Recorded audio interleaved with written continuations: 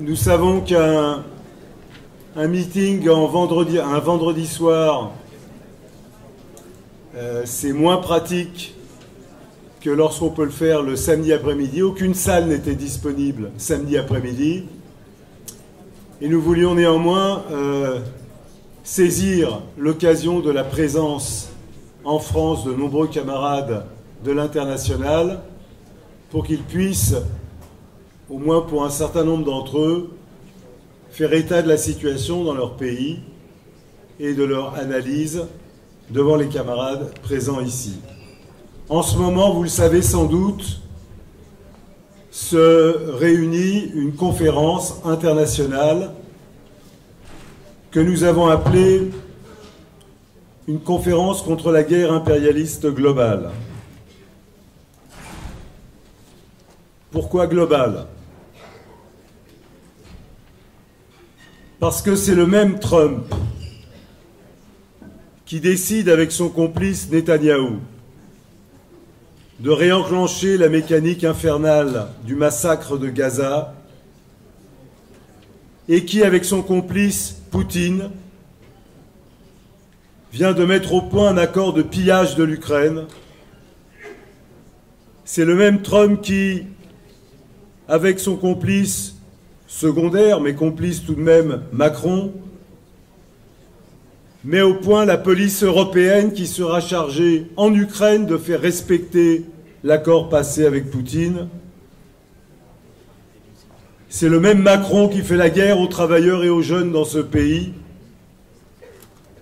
Et les mêmes multinationales qui, pour pouvoir piller la République démocratique du Congo, précipitent ce pays dans une guerre atroce depuis des décennies, ce sont les mêmes multinationales qui guident la recherche du profit par l'exploitation des travailleurs aux États-Unis, en Europe et dans le monde entier. Et c'est la raison pour laquelle nous parlons d'une guerre impérialiste globale. Et comme elle est globale, il est important de la combattre de manière globale. 37 pays sont représentés dans notre conférence et les camarades délégués de ces pays sont par ailleurs présents ce soir au meeting. Il y a donc dans cette conférence présents physiquement des camarades du Canada, des États-Unis, du Mexique, du Brésil, de l'Azanie, Afrique du Sud, du Zimbabwe, du Togo, du Burkina Faso, de Guinée, du Maroc, de Tunisie, d'Algérie, d'Égypte, de Palestine, du Liban, de Syrie, de Turquie, du Pakistan, d'Inde, d'Afghanistan, des Philippines, de Chine, de Kanaki, de Russie, d'Ukraine, de Moldavie, de Roumanie, de Hongrie, d'Islande, d'Allemagne, d'Italie, de France, du Portugal, de l'État espagnol, de Belgique, de la Suisse, des Pays-Bas, à quoi s'ajoutent les messages et les mandats qui nous ont été adressés par des camarades du Burundi, de République démocratique du Congo, du Bangladesh, de Corée, d'Argentine et de Grande-Bretagne qui, en tout cas pour les 4 premiers, se sont vus refuser par le gouvernement français les visas qui leur auraient permis de participer à notre conférence. À quoi s'ajoute le mandat donné à des délégués présents par des travailleurs et des organisations du Bénin, du Malawi, du Mozambique. À quoi il faut ajouter enfin le fait que cette conférence a été également préparée en Australie, en Autriche, au Botswana, en Grèce, en Haïti, en Iran et au Sri Lanka, bref, de 53 pays sous une forme ou sous une autre, sur tous les continents, des organisations ouvrières, des organisations représentatives du peuple travailleur combattant contre la guerre, ont préparé ensemble cette conférence. Et je crois que nous pouvons être fiers, camarades,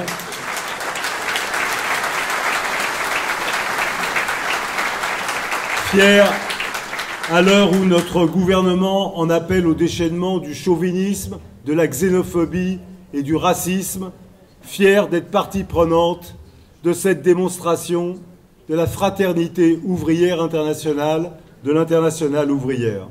C'est la raison pour laquelle, bien sûr, nous ne pourrons pas donner la parole ce soir à tous les participants à cette conférence, mais au moins quelques-uns pourront partager avec nous leurs réflexions et la manière dont ils voient le combat contre la guerre. Et pour commencer, je voudrais sans tarder donner la parole au camarade Claudius Neumann. Il est syndicaliste à l'université de Berlin en Allemagne et membre du comité pour un parti ouvrier.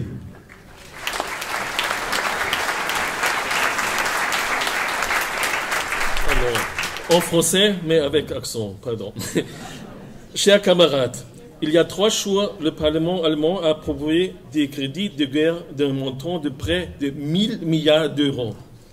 En outre, il sera possible à l'avenir de mettre à disposition des moyens illimités pour l'armement. 1000 milliards d'euros, cela représente 11 000 euros par habitant de l'Allemagne. La moitié de cette somme est directement destinée à l'armement et 500 milliards prétendument pour l'infrastructure. L'infrastructure de l'Allemagne est en effet en mauvais état depuis des années, mais il ne s'agit pas de rétablir un service public qui fonctionne. Il s'agit de rendre cette infrastructure apte à la guerre. Il faut par exemple s'assurer qu'il existe des voies de communication fiables pour le transport des matériels lourds vers le futur front de l'Est de l'OTAN. Il sera trop fâcheux que les nouveaux chars Léopard tombent dans l'un des fleuves allemands parce que les ponts ne supporteraient plus leur poids. Un exemple récent montre ce dont il s'agit vraiment. À Görlitz, dans l'est de l'Allemagne, une usine pour la construction de wagons de chemin de fer a été vendue le mois dernier à un groupe d'armement franco-allemand et de pièces pour chars et canons doivent y être produites. N'avons-nous plus besoin de wagons? Vu l'état de l'apurement des chemins de fer allemands et de transport urbain, nous en aurions même besoin de beaucoup. Mais c'est le capitalisme. Le capital cherche le profit maximum.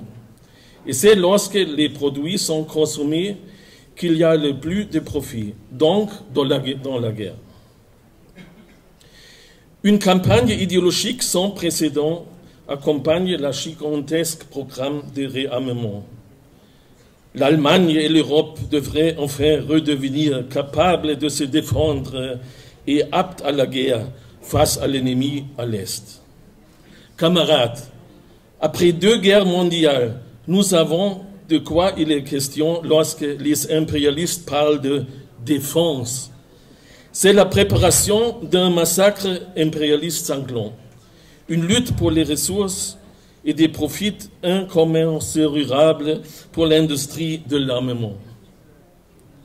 Alors que les dépenses pour la guerre n'ont pas de limite, il n'y a pas d'argent pour un personnel suffisant dans les hôpitaux, pas d'argent pour la rénovation des bâtiments scolaires, etc.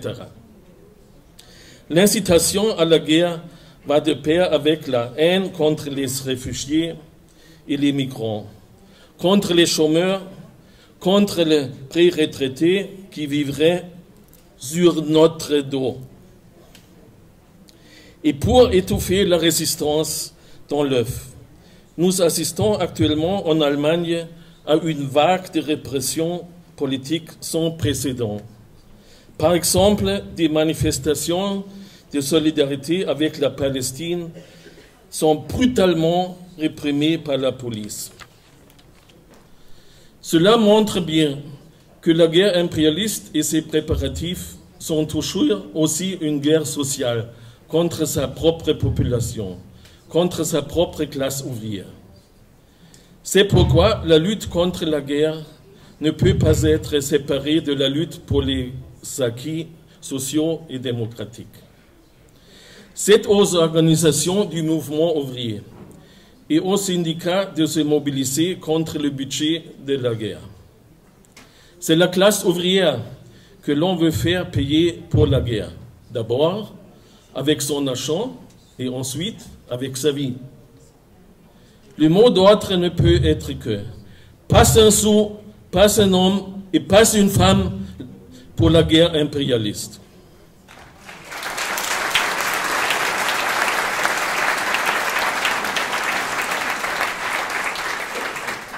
Mais tant l'appareil syndical que la direction du Parti social-démocrate soutiennent le réarmement. La présidente de la Confédération des syndicats allemands, Fahimi, affirme « Nous devons renforcer la capacité de défense de l'Europe ». Camarades, il faut rompre avec cette politique. Seule la classe ouvrière a le pouvoir d'arrêter la marche vers la guerre. Pour en finir une fois pour toutes avec l'exploitation et la menace de guerre, elle doit, dans chaque pays, se dresser contre ces gouvernements bellicistes et en finir avec ce système d'exploitation capitaliste et de guerre. Les travailleurs combatifs et les opposants à la guerre doivent constater qu'il n'existe actuellement aucun parti qui représente les intérêts de la classe ouvrière. Il est de notre devoir urgent d'en créer un, en tant que parti intégrant d'une internationale ouvrière qui a inscrit le socialisme sur ses drapeaux. C'est pourquoi je me bats au sein du comité pour un parti ouvrier. C'est pourquoi je suis membre de la 4e internationale. Je voudrais lancer un appel à tous les non-organisés. Organisez-vous et vos collègues aussi. À bas la guerre, pour la paix et l'amitié entre les peuples, pour le socialisme. Merci.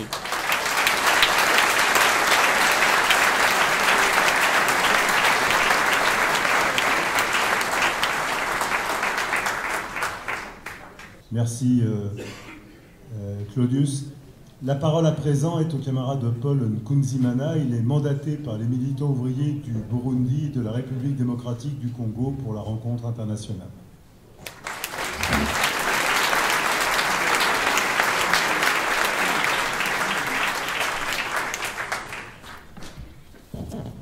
Bonsoir camarades.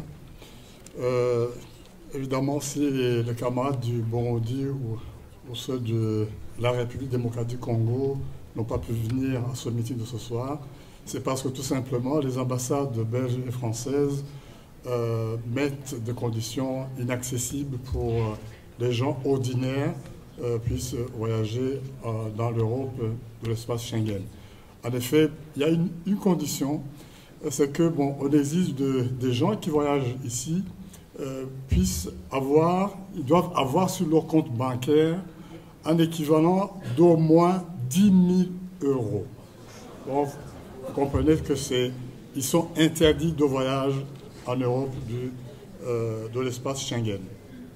Les camarades, donc je suis Paul Nkunzimana, donc j'interviens au nom de ces camarades-là, les camarades du Comité pour le Parti démocratique indépendant des travailleurs et des paysans, PDITP, de la RDC, et du Parti des travailleurs de la démocratie du Burundi.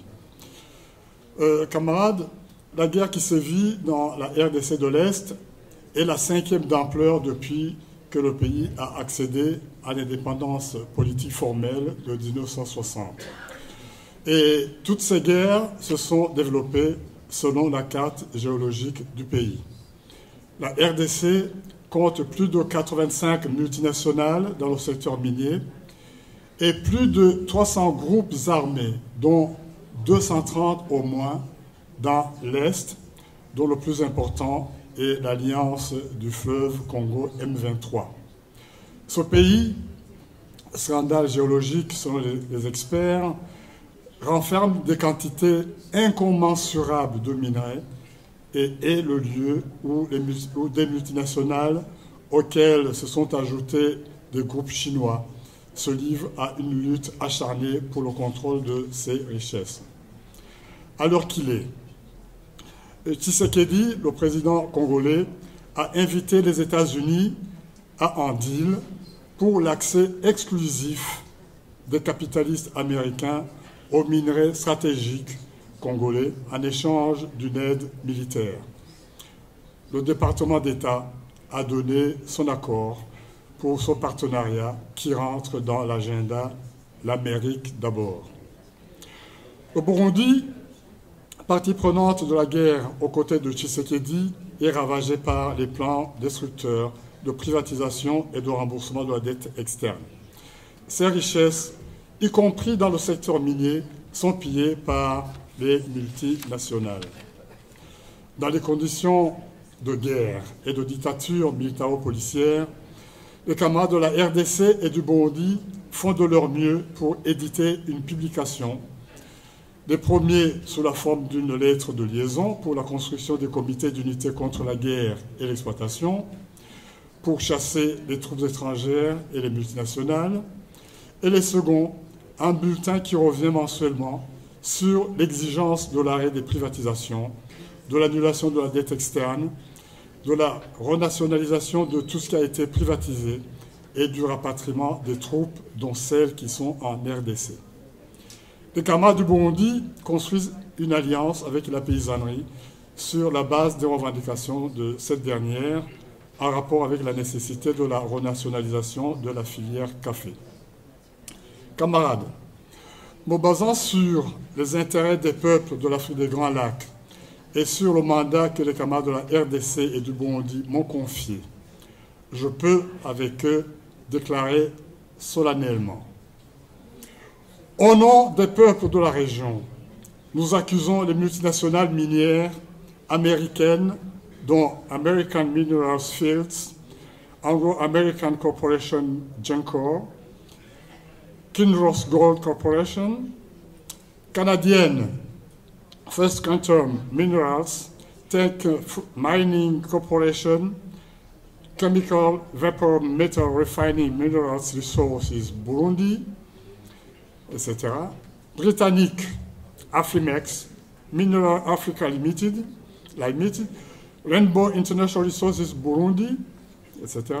Française SDV Transintra, Bolloré, Areva Orano, etc. Des groupes chinois, dont Congo Dongfang International Mining, la sino-congolaise des mines, qui, pour la plupart, depuis 30 ans, pillent les richesses de la région. Nous accusons la multinationale française Total Energy, qui, dans le domaine des hydrocarbures, pille les richesses de l'Ouganda et du Mozambique, où elle entretient la guerre dans la province de Cabo Delgado. Nous accusons l'impérialisme américain, français, britannique, etc. pour leur financement des guerres dans la région des Grands Lacs, causant depuis plus de 30 ans plus de 6 millions de morts et des centaines de milliers de réfugiés et de déplacés. Nous accusons la Banque mondiale, le FMI, l'Union européenne, qui, par leur politique de privatisation pillage et d'endettement à laquelle ils soumettent les dirigeants locaux et qui disloquent nos pays.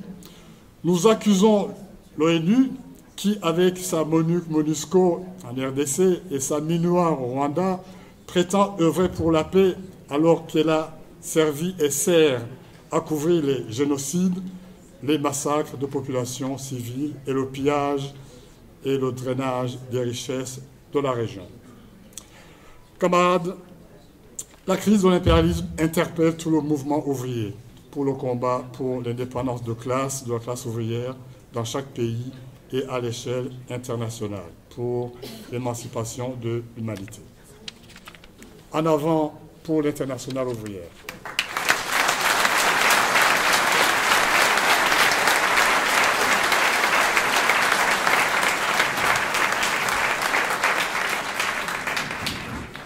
Je passe la parole à la camarade Christelle Cazer, secrétaire nationale du Parti des travailleurs.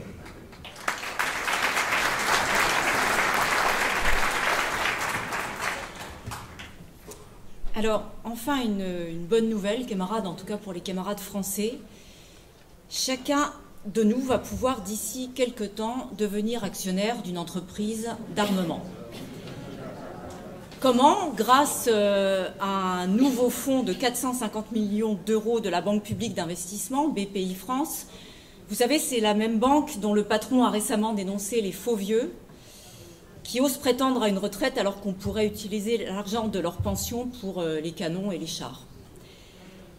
Ce fonds a été annoncé triomphalement par Éric Lombard, le ministre de l'économie, qui a indiqué, je le cite, « c'est très important d'associer l'ensemble des Françaises et des Français à cet effort, l'effort de guerre », et il a ajouté « ce seront de bons placements ». Alors, dans le même temps, on apprend qu'à compter du 1er avril, pour réduire les dépenses de l'assurance maladie, La délivrance de pansements par un médecin sera limitée à 7 jours. Les pansements, ça coûte trop cher, donc on coupe. On apprend également que 8 milliards d'euros viennent d'être mis en réserve, je cite, de façon interministérielle, c'est-à-dire que ces sommes ne peuvent plus être dépensées. Quelles seront-elles? Celles consacrées à l'école, aux hôpitaux, au logement social? On le saura assez vite. Ce qui est sûr, c'est que c'est nous qui allons payer. Il faut ajouter à ces 8 milliards plus d'1 milliard d'euros gelés pour l'assurance maladie, c'est-à-dire pour nos soins, nos médicaments, nos médecins. Et enfin, les reports de crédit d'une année sur l'autre, c'est-à-dire l'utilisation de crédits non utilisés l'année précédente. Ces crédits vont être considérablement réduits, sauf évidemment, vous l'avez compris, pour la défense, pour, précise le gouvernement, je le cite, faciliter les commandes d'armement. Alors camarades, c'est cela l'effort de guerre. Pendant que les marchands de canons s'en mettent plein les poches, nous devrions renoncer aux soins, à la retraite, donc à la sécurité sociale.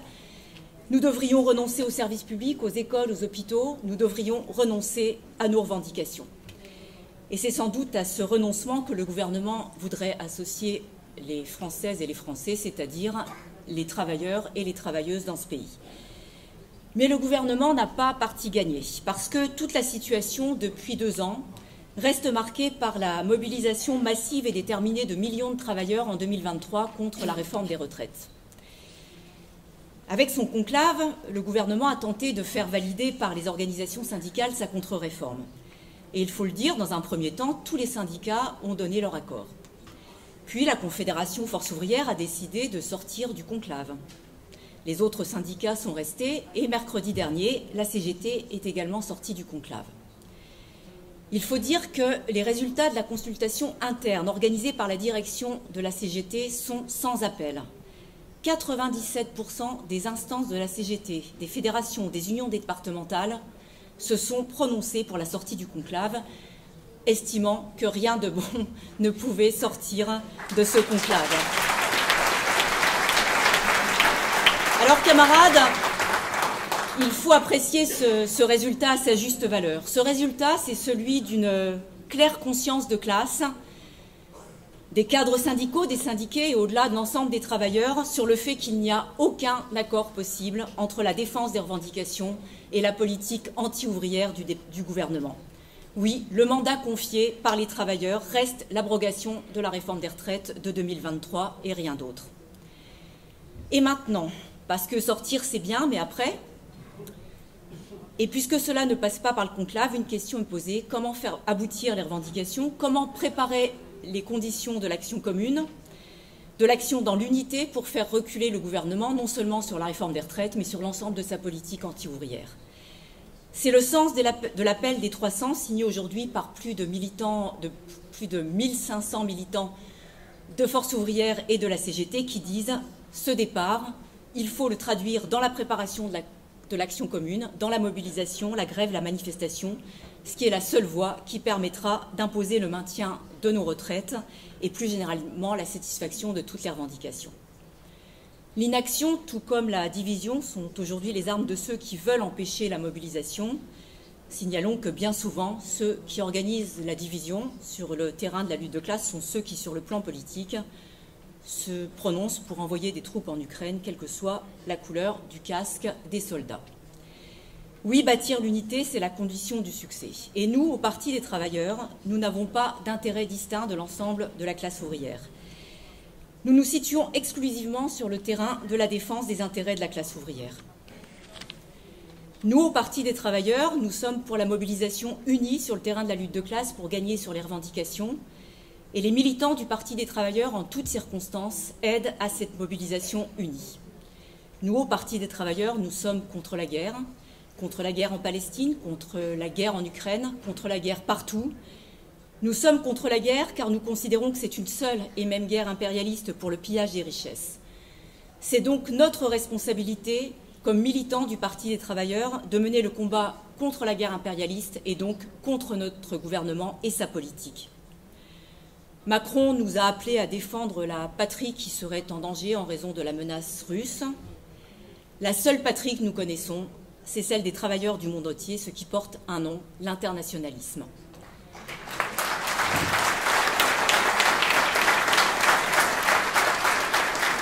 au-delà, le Parti des travailleurs se prononce pour un gouvernement ouvrier, un gouvernement au seul service des travailleurs et de la jeunesse. Un gouvernement qui n'hésitera pas à confisquer les centaines de milliards de la guerre, les dizaines de milliards de dividendes versés chaque année aux actionnaires des entreprises du CAC 40, les milliards de profits engrangés par les capitalistes. Un gouvernement qui n'hésitera pas à rendre à la sécurité sociale les sommes gigantesques volées par les patrons depuis des décennies sous la forme des exonérations de cotisations patronales. Un gouvernement ouvrier qui décidera d'affecter ces sommes aux besoins de la population, aux écoles, aux hôpitaux, aux services publics. Évidemment, ce combat, nous le menons avec toutes les organisations qui, au plan international, partagent ce point de vue de classe. Alors, camarades, pour aider à forger l'unité des travailleurs, de la jeunesse et des organisations, pour avancer vers la victoire, rejoignez le Parti des travailleurs. Je vous remercie.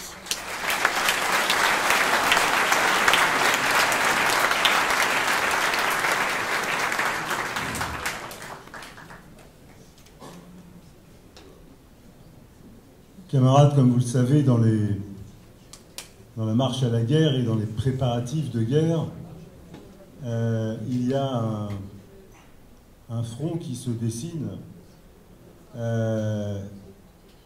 et qui risque demain d'être le front majeur des développements de guerre.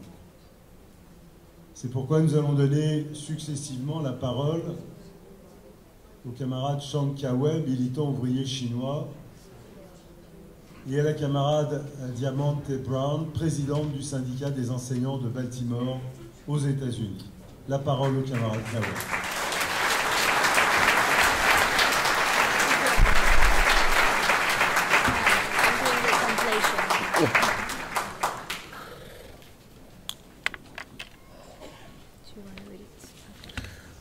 I want to say these two first, and then, okay? Oh, sorry. Good evening, our fellow comrades. Bonjour à tous, camarades. First of all, I need to tell you all about my brothers in the mainland China who was supposed to be here with us, but he is absent, finally, because the French government did not grant him the visa. D'abord, je voudrais vous parler de mon camarade en Chine qui était supposé être ici, mais qui est absent parce que le gouvernement français ne lui a pas donné un visa. For me, it is an oppression against a Chinese labor organizer who fight for workers' rights and also fight for peace. Pour moi, c'est une oppression contre un militant chinois qui travaille pour le droit des travailleurs et qui combat aussi pour la paix. Chinese workers hope for peace. They clearly and loudly say no to any war and against imperialism. But someone, that is Donald Trump, is trying to make the world in trouble. Les travailleurs chinois veulent la paix, ils disent non à toute guerre, ils disent non à l'impérialisme, ils le disent clairement et fortement, mais quelqu'un essaye de troubler l'ordre. Cette personne, c'est Donald Trump. Donald Trump wishes to be a king, not only a leader in the United States, but a king of the whole world. Trump ne veut pas seulement être le leader des États-Unis, il veut être le roi du monde. Donald Trump claimed Canada is the 51st state of the United States. Trump déclare que le Canada est le 50e État des États-Unis. He also proposed to station army in Gaza, but demands the Palestinian people to leave the place in where the Palestinian people and their ancestors have stayed for more than 700 years, and their children will continue to stay in the coming centuries. Trump propose que l'armée stationne à Gaza et demande que le peuple palestinien s'en aille. Mais c'est ici que le peuple palestinien et leurs ancêtres ont vécu pendant plus de 700 ans, et c'est ici que leurs enfants continueront d'y vivre dans les siècles à venir.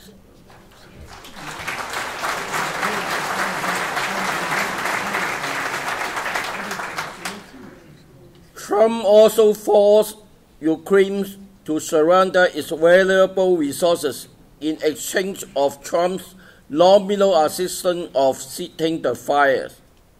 But Trump did not intend to bring real peace in Ukraine. He rather wants to capture the vast and important interests of the American imperialism in Ukraine. Trump force l'Ukraine à abandonner ses ressources naturelles en échange d'un cessez-le-feu. Mais Trump ne veut pas apporter la véritable paix en Ukraine, il veut défendre les intérêts de l'impérialisme américain en Ukraine. Trump also plays double-hand tactics to China. His trade war with China is only for the sake of business interests of Trump himself or his family and his allied business and states. Trump joue également un double jeu avec la Chine. Sa guerre commerciale avec la Chine ne sert que les intérêts commerciaux de Trump et de ses multinationales et pays alliés. Trump himself has little interest on Taiwan and the Philippines and has no intention to defend the security of both areas in their respective conflict with China on Taiwan Strait and on South Sea. Trump a peu d'intérêt à Taïwan et aux Philippines et n'a aucune intention de les défendre en cas de guerre avec la Chine. Trump also has no intention to stop any potential military conflicts in the areas. On the contrary, it is intensifying tensions and multiplying military alliances in the region against China.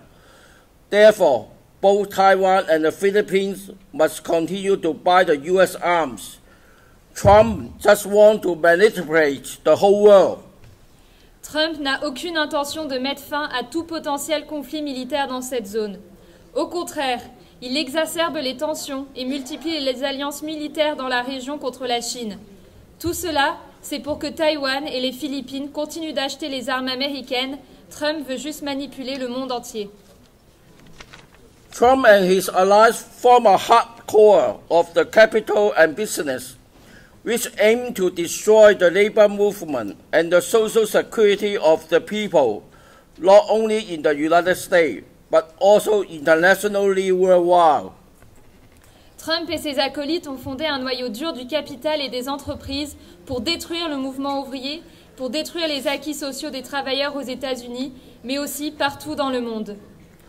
Trump and his, by putting American first, they create great divisions among the people's movement, especially the labor movement, which claim people over profit.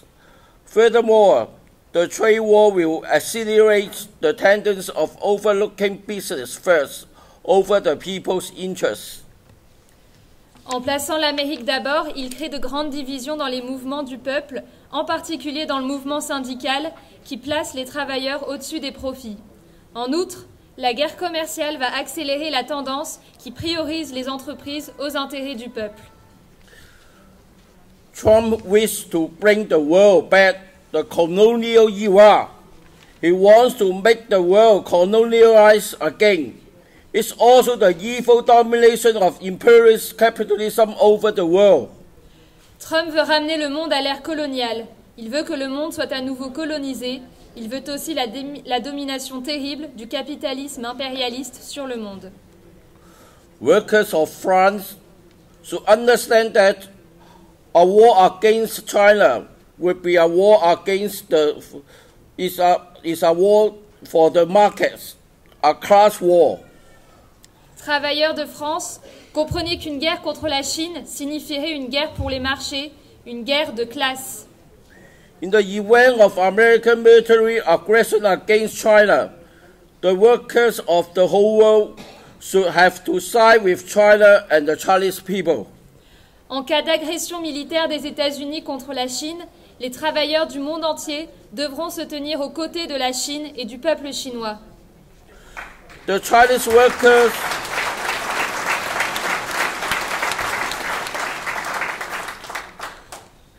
workers who are fighting for their rights through strike and all kinds of the movement, and what the authority call mass incidents, who are seeking to build up their independent organizations, are the force that can oppose American aggression and defend China.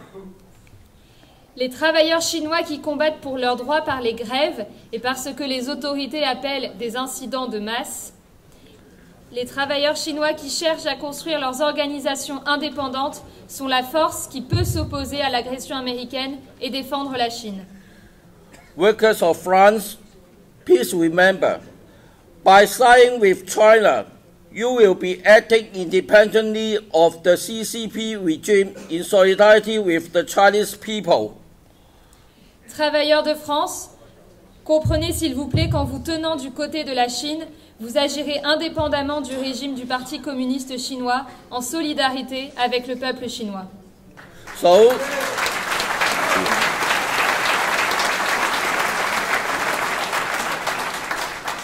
let's fight together against the imperialist colonization. Fight against the imperial capitalism. Combattant tous ensemble contre la colonisation impérialiste pour le combat contre le capitalisme impérialiste. Thank you. Merci.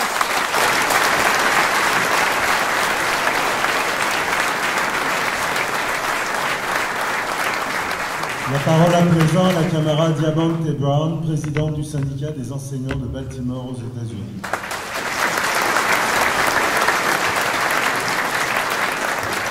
Hello, France. Bonjour camarades. Thank you for having me. Merci pour m'avoir invité. I'm the president of the Baltimore Teachers Union, Je suis la présidente du syndicat des enseignants de Baltimore and I am a member of the Ujima People's Progress Party. et je suis aussi un membre du Ujima People's Progress Party, du parti Ujima du Progrès, du peuple Ujima du Progrès. Ujima's People's Progress Party is a black workers-led party in the state of Maryland in the United States. C'est une organisation des travailleurs noirs aux États-Unis et dans l'État de Baltimore.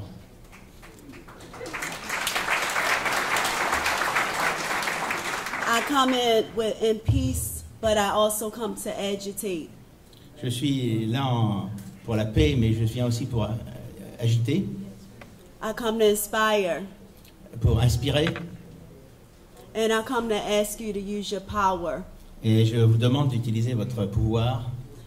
We must oppose the Trump-Musk administration war on workers. Il faut que nous nous opposions à l'administration Trump-Musk.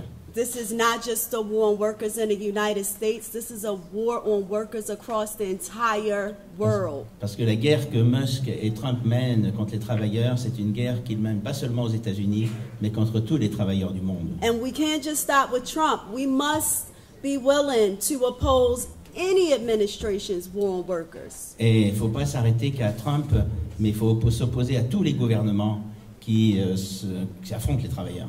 That means if it's Democrats in America, Ça veut dire les démocrates aux États-Unis, Republicans in America, les républicains, any party here in France, n'importe quel parti ici en France, even if it's an independent workers' party, if you don't follow our agenda, we will oppose you too. même si c'est un soi-disant parti ouvrier indépendant, mais qui ne s'aligne pas sur les revendications des travailleurs, il faudra le combattre.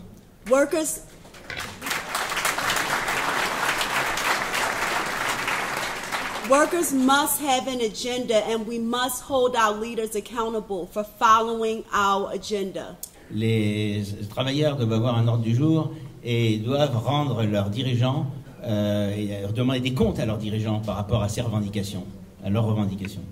We must oppose racism. On doit s'opposer au racisme. The criminalization of immigrants and black and brown people is nothing new. La criminalisation des Noirs, des Métis et des gens de couleur n'a rien de nouveau. It's clear that the attacks on immigrants are primarily on black and brown people. Il est clair que les attaques contre les Noirs et contre les Métis And workers must resist this and must unite and resist their governments. sont des politiques que les travailleurs doivent résister et doivent contrer. Because our governments are using race to divide us. Parce que nos gouvernements utilisent le racisme pour nous diviser. And so, we must not be divided. A people united can never be defeated. Repeat after me. Voilà, vous allez répéter après moi, un peuple unité, les travailleurs unis ne sont jamais vaincus. Et il ne faut pas qu'ils utilisent le racisme pour nous diviser.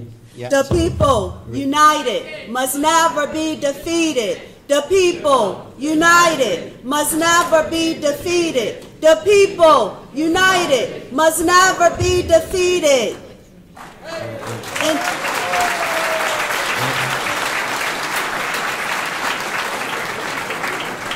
United, we can oppose war and imperialism. Unis, nous pouvons nous opposer à la guerre et à l'impérialisme.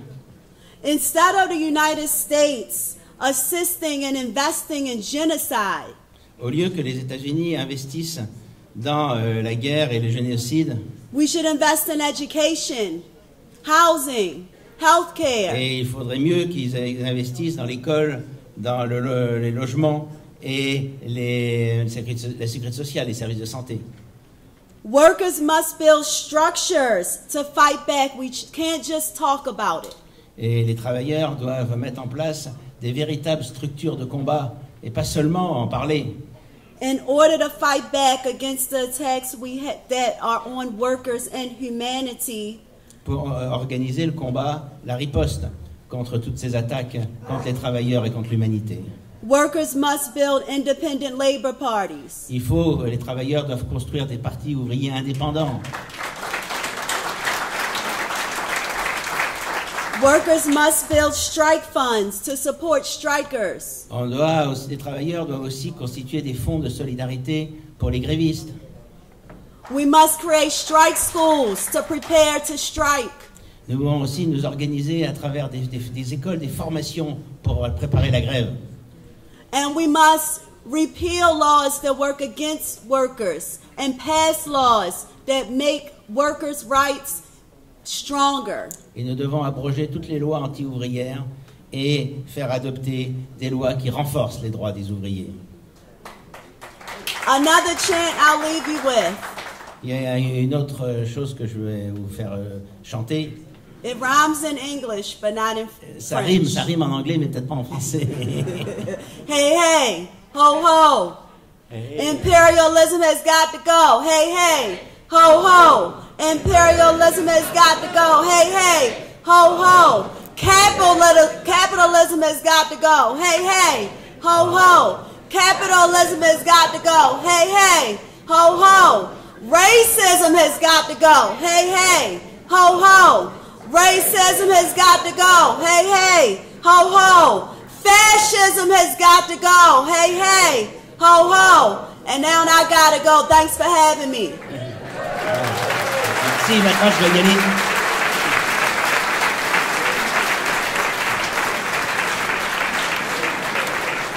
Merci.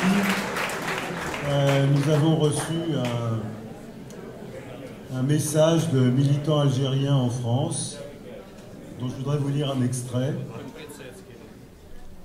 Nous, militants algériens pour la paix, la démocratie, la justice sociale, nous tenons à saluer la tenue de cette conférence mondiale contre la guerre et l'exploitation.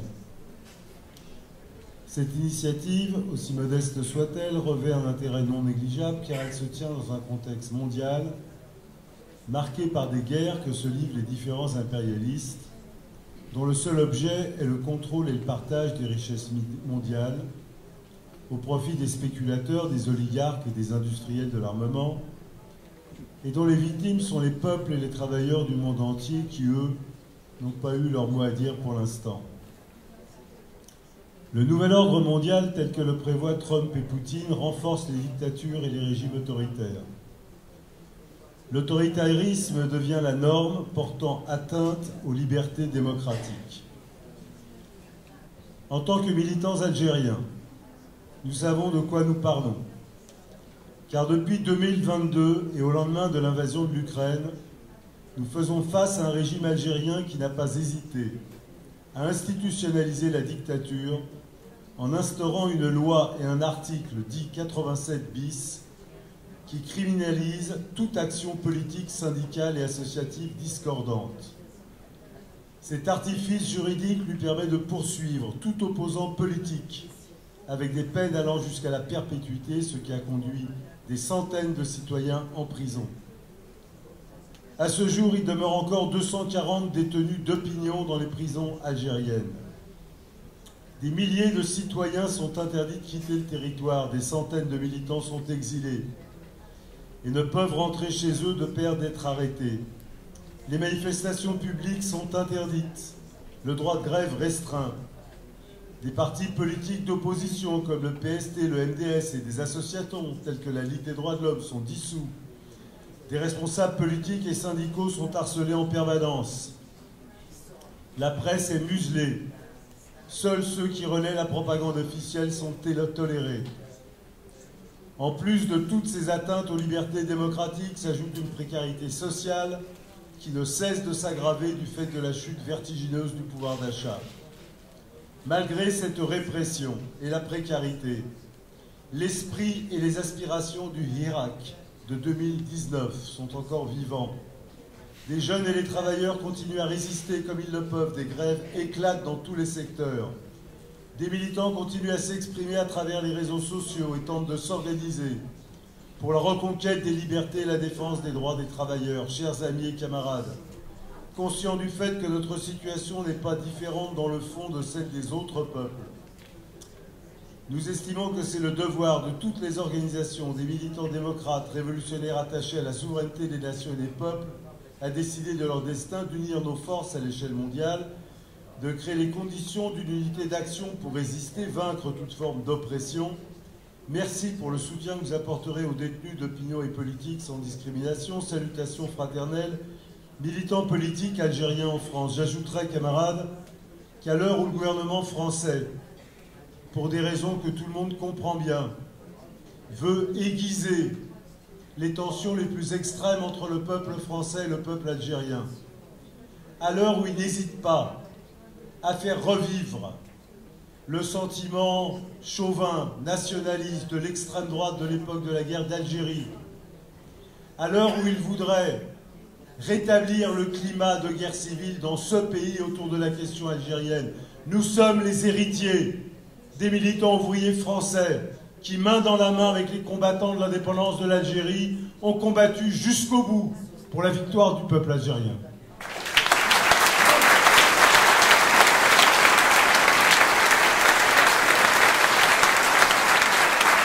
Camarades, nous le savons, les menaces de guerre visent d'abord et avant tout la jeune génération. Je passe la parole à la camarade Camille Adou pour la Fédération des jeunes révolutionnaires.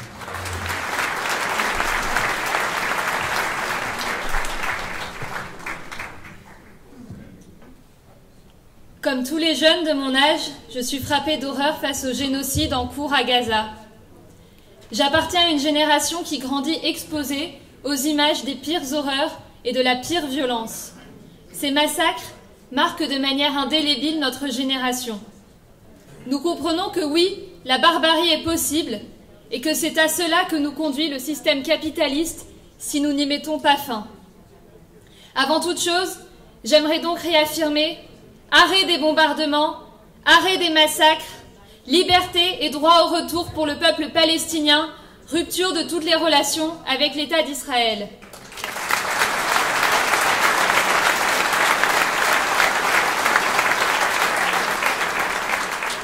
Et j'aimerais aussi rappeler, en tant que jeune militante en France, que les jeunes de Russie ne sont pas nos ennemis, pas plus que les jeunes d'Ukraine, pas plus que les jeunes de Palestine. Notre ennemi, c'est notre propre gouvernement. Cette guerre n'est pas la nôtre.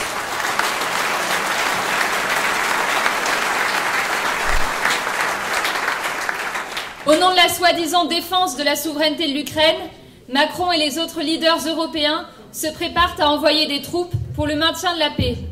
Ce n'est pas la paix qu'ils préparent, c'est le pillage de l'Ukraine.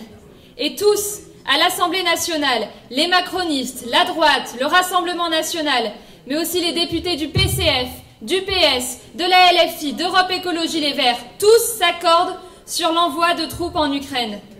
Comment comprendre que les députés dits de gauche, censés défendre nos intérêts, s'accordent avec Macron pour nous envoyer à la guerre?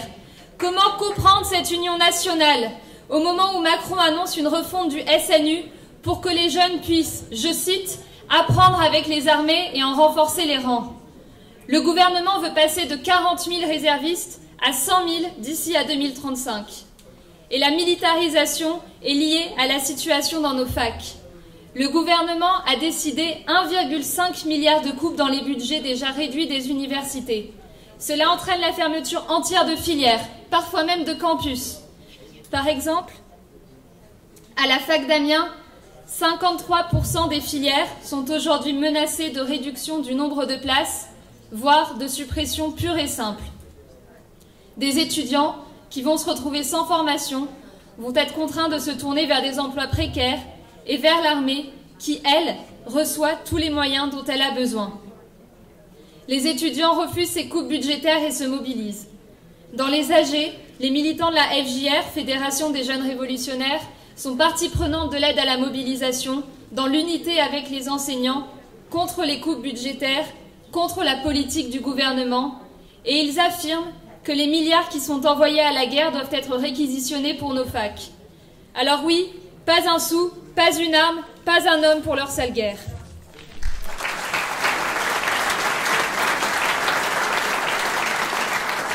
Ma génération assiste depuis plusieurs années à la décomposition grandissante de la société et à la généralisation de la guerre impérialiste et de la barbarie.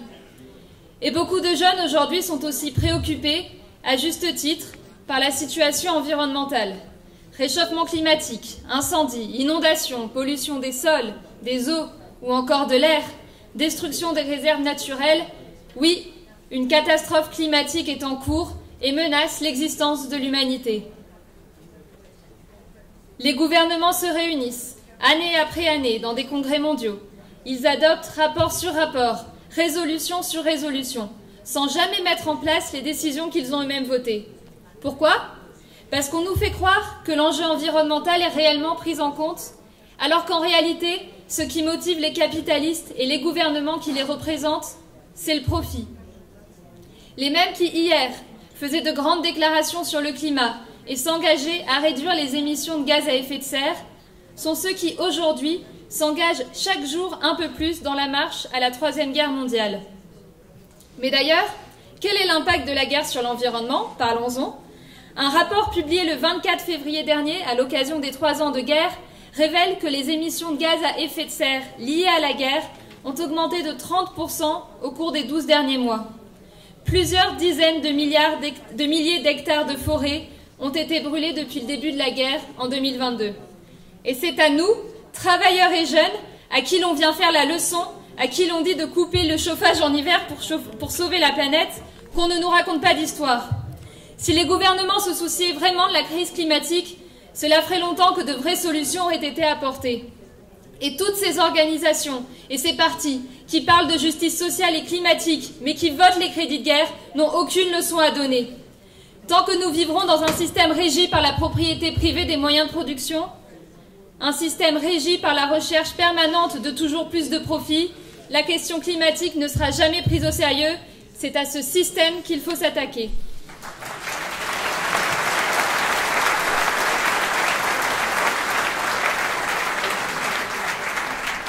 Une chose est claire, le combat pour notre avenir, c'est le combat aux côtés de la classe ouvrière pour en finir avec le système capitaliste, c'est le combat contre le social-chauvinisme.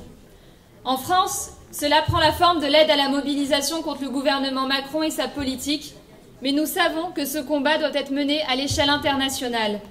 Comme chaque année depuis maintenant 2 ans, nous tiendrons cet été une rencontre internationale des jeunes révolutionnaires.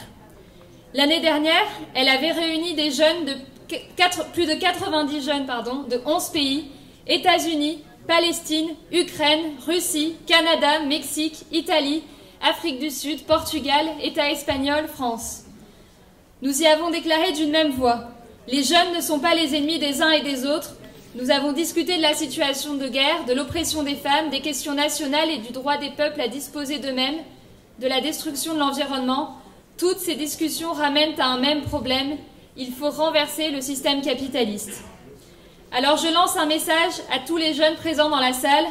Du 28 au 31 août, réservez cette date. Inscrivez-vous pour participer à la 3e rencontre internationale des jeunes révolutionnaires. Nous serons présents à la sortie du meeting à la table. Prenez contact avec nous, rejoignez notre combat.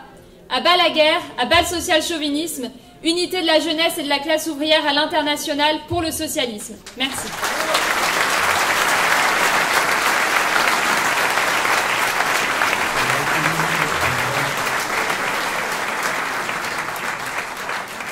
Alors, tout le monde comprendra l'importance de pouvoir donner la parole successivement à Alexandre Voronkov, militant russe, membre de l'Union des militants de gauche post-soviétique, puis à Viktor Sidorchenko, militant ukrainien, membre de l'Union des militants de gauche post-soviétique. La parole à Alexandre Voronkov.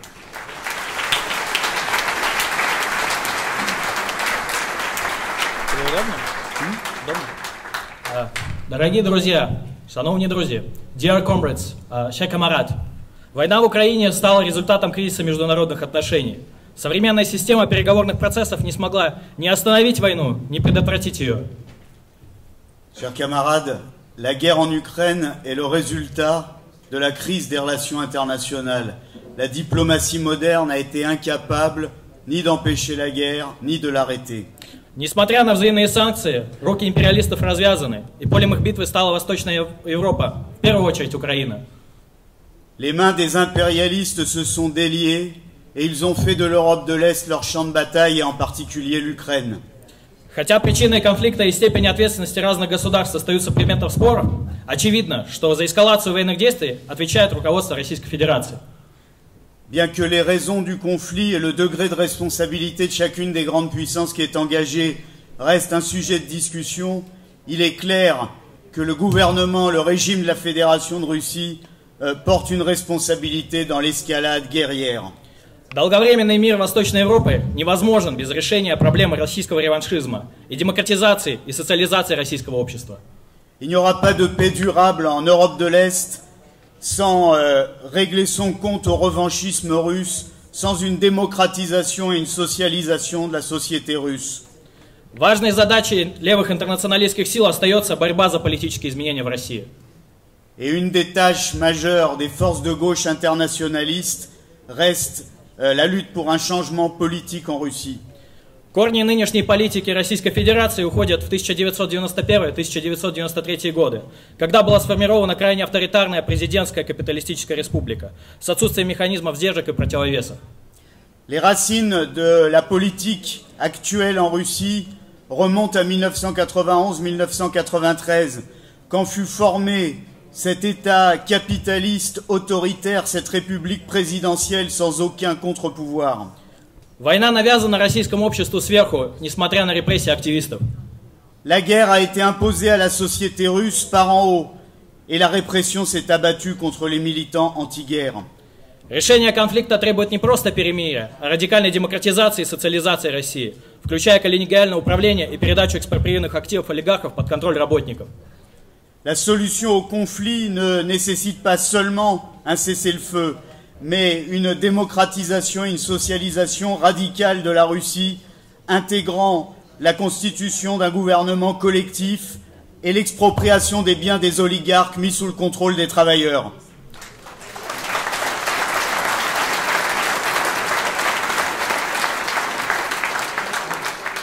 Принципы действительно демократического мира должны в себя включать.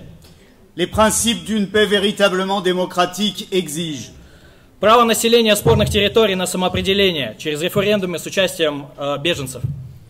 Dans les territoires contestés, le droit à l'autodétermination des populations par des référendums incluant le droit de vote pour tous les réfugiés. Демилитаризацию зоны конфликта и отвода войск. La démilitarisation de la zone des conflits et le retrait de toutes les troupes. Отказ от дискриминации по национальному вопросу и восстановление языковых прав. Le refus de toute discrimination sur des bases nationales et le rétablissement du droit démocratique à parler la langue de son choix. Привлечение к ответственности всех военных преступников, но без коллективного наказания народов. Traduire en justice tous les criminels de guerre et refuser toute responsabilité collective des peuples. Конфискацию богатств чиновников, олигархов и пропагандистов в пользу общественных нужд. La confiscation des biens des hauts fonctionnaires, des oligarques et des propagandistes de guerre utilisés pour les besoins du peuple. Демократизацию России, перераспределение власти в пользу местного самоуправления, ликвидацию принудительного призыва, политическую амнистию. La démocratisation de la Russie qui suppose le transfert du pouvoir aux structures démocratiques locales, la liquidation du service militaire obligatoire et l'amnistie de tous les détenus politiques. Международное расследование всех военных преступлений, выплату компенсаций пострадавшим. Une enquête internationale pour confondre les criminels de guerre et le paiement de compensation à toutes les victimes de la guerre. Создание новой инфраструктуры международной безопасности без диктата крупных держав. La constitution d'un nouveau système international de sécurité libéré du diktat des grandes puissances. Антивоенная оппозиция в России сейчас делится на правую, центристскую и левую. L'opposition anti-guerre en Russie se divise aujourd'hui en 3 groupes. L'opposition de droite, l'opposition centriste et l'opposition de gauche. Правая оппозиция зачастую еще более милитаристская, она принципиально чужда. L'opposition anti-guerre de droite est quasiment plus militariste que le pouvoir en place et elle nous est profondément étrangère. Центристская оппозиция испытывает бесконечный внутренний раскол. L'opposition centriste à la guerre subit crise sur crise et scission sur scission. Наше же видение преобразований значительно радикальнее, и мы испытываем определенный рост. L'opposition de gauche se base sur la perspective d'une rupture radicale et elle ne cesse de croître.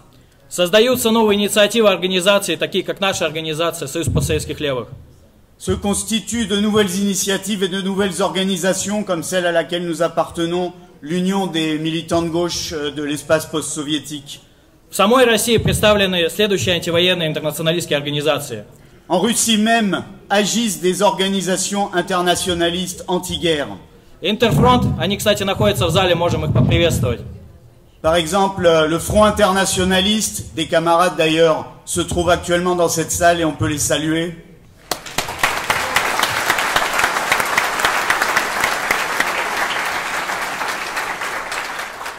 Российская коммунистическая партия интернационалистов, РКПИ.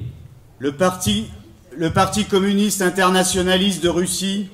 Рабочая власть. Pouvoir ouvrier. И другие социалистические движения. Et d'autres groupes socialistes. Мы выражаем им всестороннюю поддержку и готовы к сотрудничеству. Nous leur apportons notre appui inconditionnel et sommes prêts à coopérer. Мы также поддерживаем. Nous soutenons également. Свободу всем политзаключенным в России, за исключением военных преступников и националистов. L'exigence de libération de tous les prisonniers politiques en Russie, à l'exception des criminels de guerre et des nationalistes. Предоставление убежища и гуманитарных виз для всех политических активистов, отказников и дезертиров в Евросоюзе.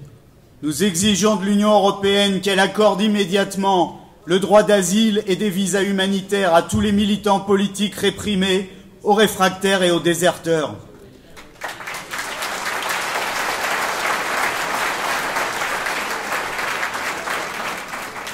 Полное прекращение дискриминации украинского языка и граждан Украины в России.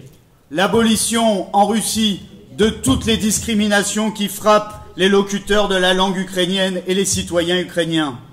Международное расследование всех военных преступлений с судом над виновными с обеих сторон конфликта. Une commission d'enquête internationale pour confondre les criminels de guerre et les traduire en justice des deux côtés du front. При этом нельзя игнорировать роль НАТО в эскалации конфликта. Расширение блока, военное вмешательство в различных регионах мира и милитаризация международной политики привели к росту напряженности. Ceci étant dit, il est évidemment impossible d'ignorer le rôle de l'OTAN dans l'escalade du conflit. L'extension vers l'est de ce bloc, sa politique militariste, sa déstabilisation aux 4 coins du monde ont évidemment conduit à la situation actuelle. НАТО, прикрываясь так называемой риторикой о защите демократии, способствует глобальной дестабилизации. L'OTAN, qui utilise sa pseudo-rhétorique de défense de la démocratie est responsable de la déstabilisation mondiale. Мы осуждаем милитаристскую политику Североатлантического альянса и выступаем за мирную внешнюю политику, основанную на дипломатии и разоружении. Nous condamnons la politique militariste de l'Alliance Atlantique et nous prononçons pour des relations internationales pacifiques basées sur la diplomatie et le désarmement. Никогда и нигде осуждение российской агрессии не должно быть поводом для поддержки другого агрессора. Jamais notre condamnation de l'agression russe ne nous conduira à soutenir les agressions d'autres agresseurs.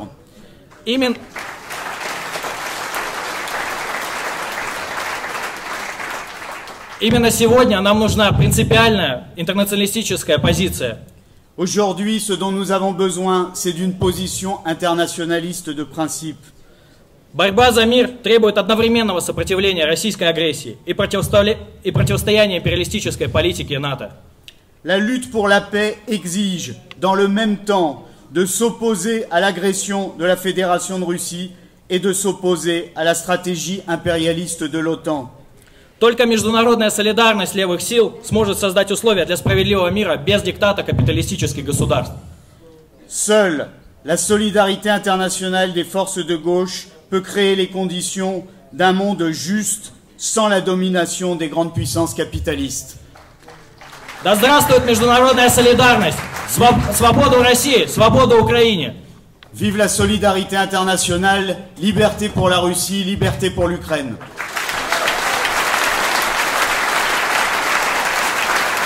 Merci.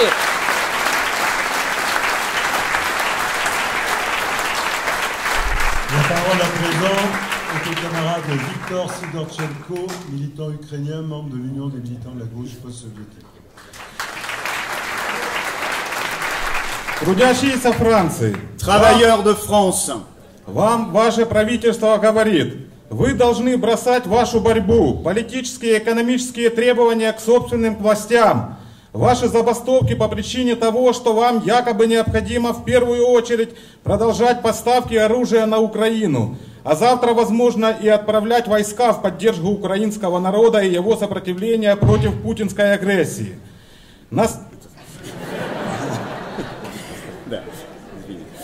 Travailleurs de France, votre gouvernement vous dit, vous devez arrêter vos luttes, vous devez abandonner vos revendications économiques et politiques, vous devez oublier vos grèves sous prétexte qu'il faudrait continuer à envoyer des armes en Ukraine, en envoyer encore plus et peut-être demain envoyer des troupes, soi-disant, disent-ils, pour aider le peuple ukrainien dans sa résistance contre l'agression de Poutine.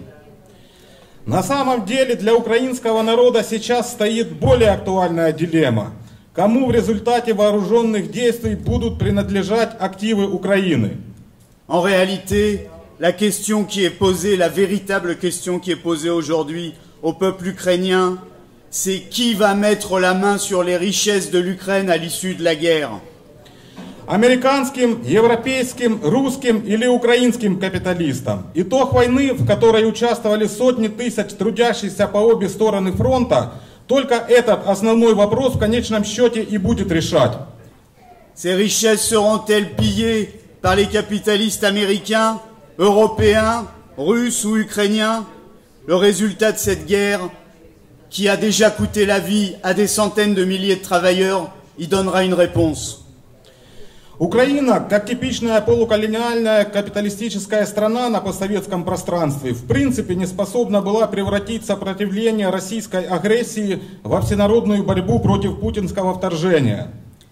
Parce qu'elle est un État capitaliste semi-colonial typique de l'espace post-soviétique, l'Ukraine était incapable de transformer la résistance à l'agression russe en une lutte nationale contre l'agression de Poutine. Раздираемое классово-антагонистическими противоречиями общество неизбежно стало проявлять и обострять до крайности все свои пороки во всех своих институтах в период войны. Les antagonismes de classe ont atteint leurs extrémités dans le cadre de la guerre. Режим Зеленского по итогу трехлетнего конфликта полностью себя дискредитировал. И причина этому – жесткая насильственная мобилизация населения.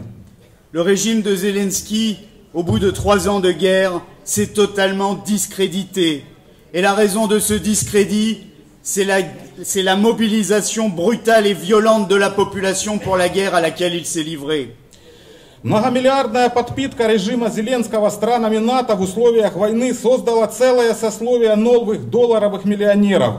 Причем коррупция эта связана с массовым желанием населения Украины воевать за интересы полностью дискредитировавшего себя режима.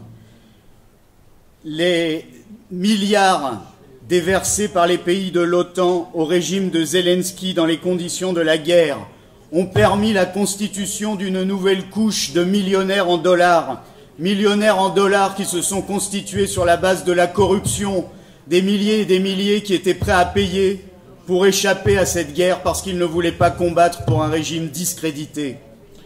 Те, кто поддерживает поставки вооружений в Украину и требует их увеличения, ссылаясь на абстрактную фразу о защите украинцев, лицемерно умалчивают, что вместе с этими поставками на фронт постоянно насильно отправляются обычные мирные граждане, не способные банально откупиться от кровавой мясорубки войны. Tous ceux qui soutiennent les envois d'armes en Ukraine, tous ceux qui demandent qu'il y ait encore plus d'armes envoyées en Ukraine, avec des phrases abstraites sur l'aide au peuple ukrainien, tout cela se taisent hypocritement parce qu'ils savent très bien que l'accompagnement de ces envois d'armes, c'est cette politique qui conduit à envoyer des milliers et des milliers de citoyens pacifiques risquer leur vie sur le front. В сентябре прошлого года Financial Times написала о больших потерях именно среди недавно мобилизованных в украинской армии. En septembre de l'année dernière, le journal Financial Times a écrit des articles sur les gigantesques pertes de l'armée ukrainienne parmi les nouveaux soldats qui venaient juste d'être mobilisés, envoyés au front. Командиры ВСУ, на которых ссылается издание, говорят, что от 50 до 70% пехотинцев из новой волны мобилизации были убиты или ранены в течение нескольких дней после начала первой своей ротации. Les officiers des forces armées ukrainiennes qui sont cités dans le journal témoignent du fait que 50 à 70% des fantassins de cette nouvelle vague de mobilisation ont trouvé la mort sur le front dans les quelques jours qui ont suivi leur affectation. Военный и одновременно журналист Владимир Бойко, комментируя официальные цифры дезертиров, которые летом прошлого года озвучили в Верховной Раде, а это 80 тысяч, заявил, что на самом деле таковых, по его подсчетам, сейчас около 200 тысяч. Le militaire, qui est en même temps journaliste, Vladimir Boyko, a commenté récemment les chiffres officiels donnés par la Rada, le Parlement ukrainien, sur le nombre de déserteurs. Et il affirme que, contrairement à ce que dit le Parlement ukrainien qui parle de 80 000 déserteurs, en réalité ce sont 200 000 soldats qui ont déserté les rangs de l'armée ukrainienne.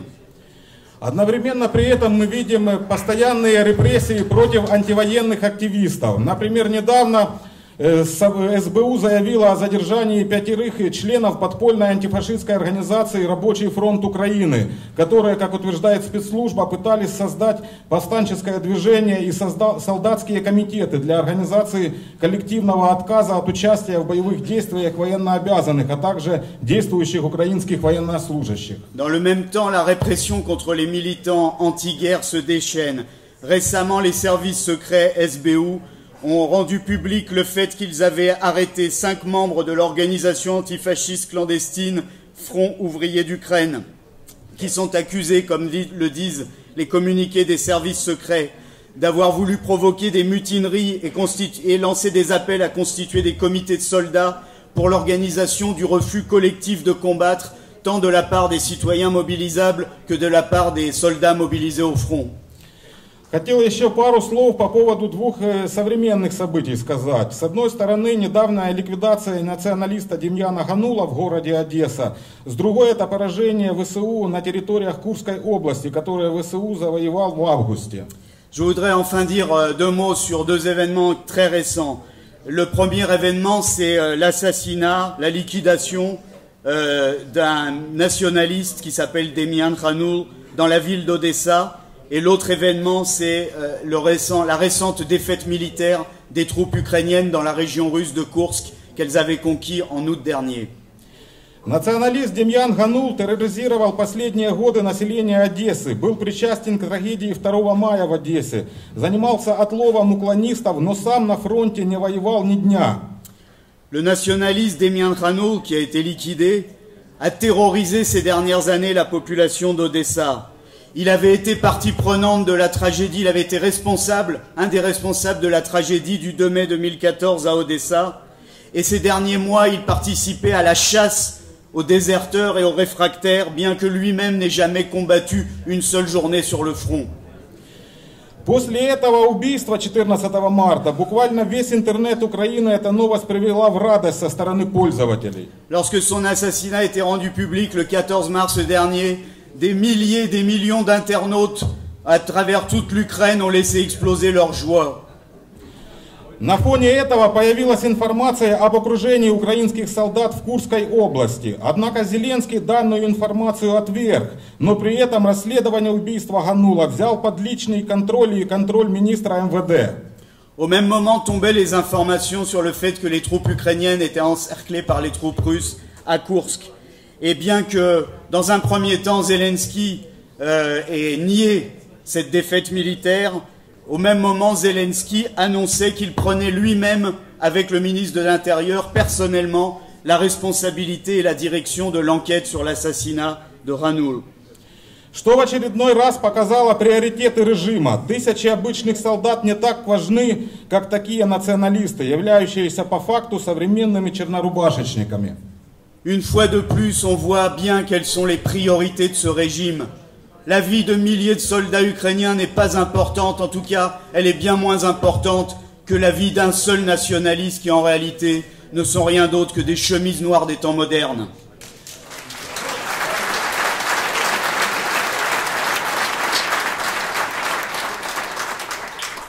По прошествии времени можно с еще большей уверенностью сказать, что распад СССР стал для украинского народа самой большой трагедией. Avec le temps, on peut clairement dire, avec certitude, que l'effondrement de l'Union soviétique a été pour le peuple ukrainien l'une des tragédies majeures.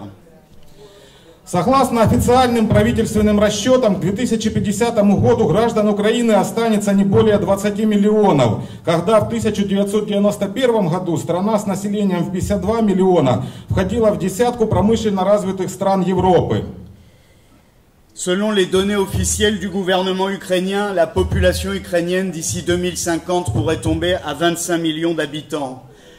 Quand en 1991, elle était de 52 millions et que l'Ukraine faisait partie de la dizaine des premiers pays les plus industrialisés d'Europe. Реставрация капитализма на постсоветском пространстве стала по факту приговором для Украины. La restauration du capitalisme en ex-Union soviétique a été une véritable condamnation pour l'Ukraine. Советую всем, кто хочет знать подробнее о нашей ситуации, ознакомиться с моей статьей, опубликованной в последнем номере Журнала Интернационал. Et je voudrais conseiller à tous ceux qui veulent en savoir plus sur notre situation ukrainienne de ne pas hésiter à prendre connaissance de l'article que j'ai écrit et qui est publié dans le dernier numéro de la revue L'Internationale. Да здравствует международная солидарность трудящихся, да здравствует солидарность между трудящимися Украины и России. Нет войны между народами, да браданию на фронте. Vive la solidarité internationale des travailleurs, vive la solidarité internationale entre les travailleurs russes et ukrainiens. Non à la guerre, oui à la fraternisation.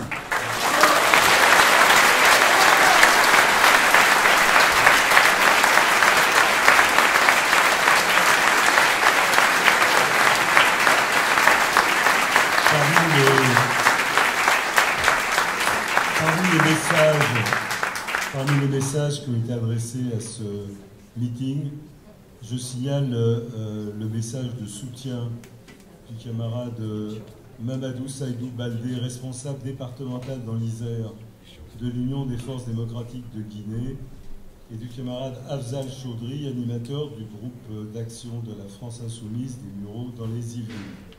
Je passe la parole au camarade Naji El Khatib de Palestine, militant de l'initiative pour un seul État démocratique en Palestine, ODSI.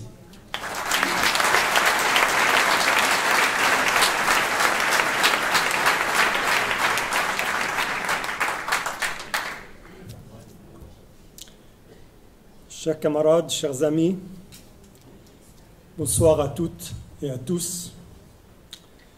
Je vais vous parler de la Palestine dans ces moments tragiques, dans son moment des actes criminels des fouteurs de guerre impérialistes et coloniales en Palestine, en Ukraine et ailleurs.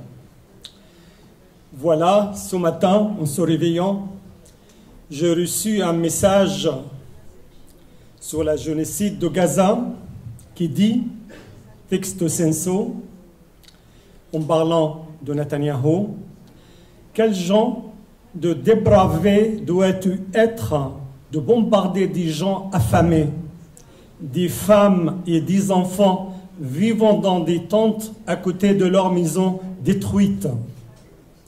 Ce comportement défie toute compréhension humaine. Fin de citation. C'est la lettre que j'ai reçue ce matin en se réveillant.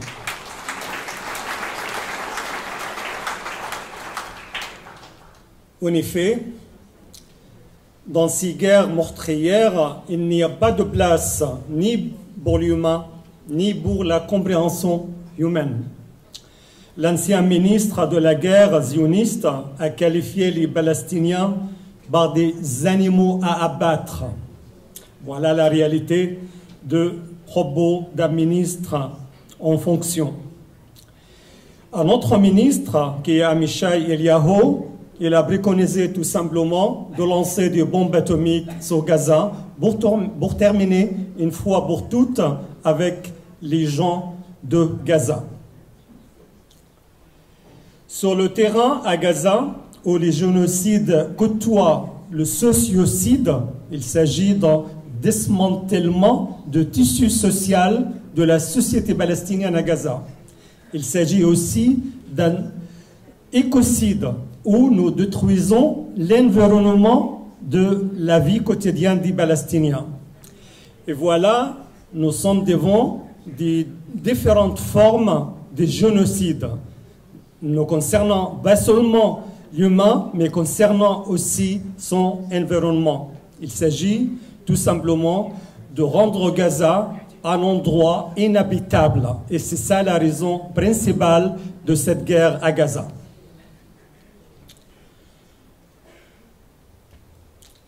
La quantité totale d'explosifs largés sur Gaza depuis 7 octobre équivaut en TNT à une bombe atomique, comme celle de Hiroshima, environ 15 kilotonnes de TNT, qui a anéanti une vie entière dans un instant.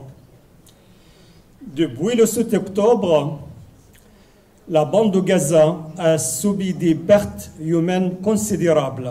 Selon les données disponibles jusqu'au 16 mars 2025, le nombre total de tués s'élève à 48 500 personnes, principalement des enfants et des femmes. De plus, il y a 112 000 Palestiniens blessés durant cette période. La reprise des bombardements israéliens à partir du 17 mars a entraîné l'augmentation significative des victimes. En seulement 3 jours passés, plus de 1000 personnes ont été tuées ou blessées. Il y a aussi des centaines d'autres qui sont portés disparus sous les décombres. Selon le journal Le Monde d'hier, cette escalade a exacerbé la crise humanitaire à Gaza, avec des infrastructures médicales débordées et des 10 morgues saturées. Il n'y a plus de place même pour les gens qui sont décédés. Sur l'autre front de la Cisjordanie, et depuis 7 octobre, la Cisjordanie a été le théâtre de violences ayant entraîné des pertes humaines et des destructions matérielles notables. Jusqu'à 5 octobre, il y avait 741 Palestiniens qui étaient tués en Cisjordanie, y compris à Jérusalem-Est, évidemment, par les forces israéliennes et par les colons armés. Parmi eux, il y a 160 enfants dans ces nombres. Il y a effectivement en plus de 6250 personnes qui étaient blessées en Cisjordanie à cette époque. Concernant la destruction matérielle, des centaines de maisons ont été partiellement ou totalement détruites en Cisjordanie. Ces démolitions ont provoqué le déplacement de plus de 900 Palestiniens, principalement dans les camps de réfugiés de Jenin, de Tulkarem ou de Jéricho. Ces chiffres illustrent l'ampleur des pertes humaines et des destructions matérielles subies par la population palestinienne en Cisjordanie depuis le début du conflit d'octobre 2023. Devant cette tragédie humaine, devant ce nouveau Nakba, devant les menaces de déportation forcée des Palestiniens de Gaza, mais aussi en Cisjordanie, il faut transformer l'indignation qui a porté le message de ce matin. Il faut transformer l'indignation des citoyens en acte politique. Un acte politique pour dire non à la guerre, non à la destruction, non au meurtre des civils innocents.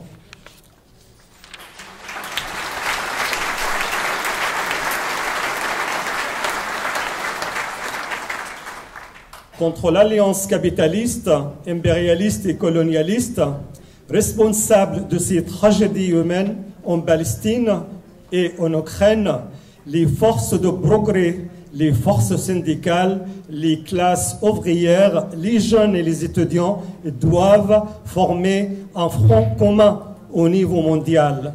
La bataille est unique pour la paix, la justice sociale et les droits des peuples.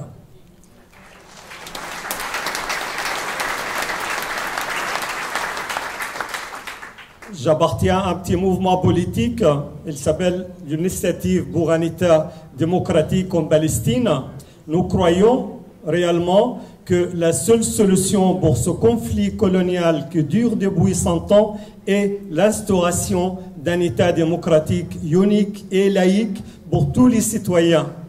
Nous croyons qu'en luttant pour les droits humains, politiques et civiques des peuples palestiniens, nous luttons également pour la fin de cette exploitation zioniste de la religion juive afin de lui rendre son essence spirituelle originelle en dehors de toute politisation et manipulation faite par les zionistes.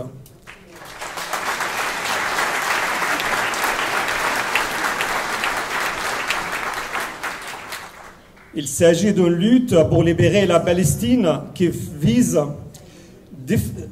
effectivement mettre un fin à cette politique raciste, à cette politique d'apartheid, à l'occupation militaire cruelle et à la politique d'une colonisation rampante qui grignote plus en plus toutes les terres des Palestiniens.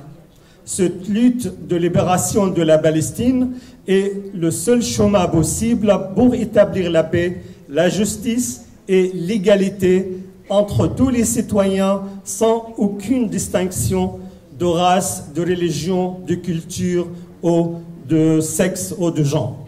La Palestine laïque de demain ne sera ni juive ni islamique.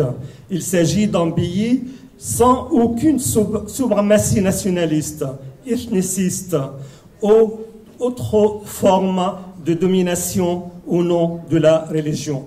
En Palestine, dotée d'un État démocratique et unique, instaurant les valeurs de la citoyenneté, de justice sociale, de sécurité pour tous, d'équité et de liberté pour tous les citoyens, sans les citoyens actuels de la Palestine, dans l'espace de la Palestine mandataire, mais également pour l'autre résident futur de l'État de la Palestine. Il s'agit des réfugiés palestiniens après leur retour dans leur pays d'origine.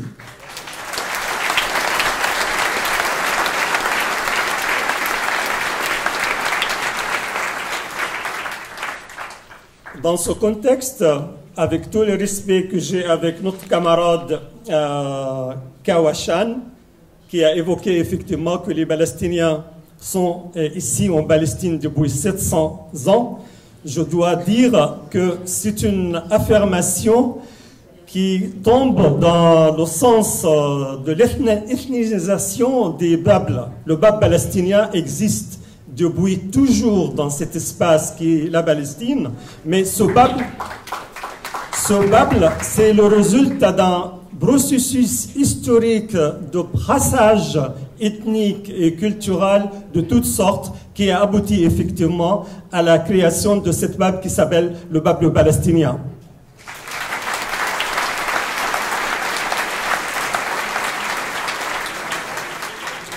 Vive la Palestine libre, démocratique et laïque.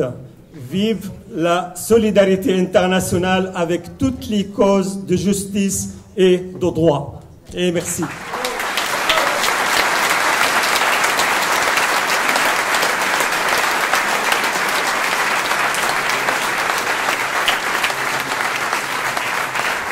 La parole à Daniel Gulsten, secrétaire national du Parti des travailleurs.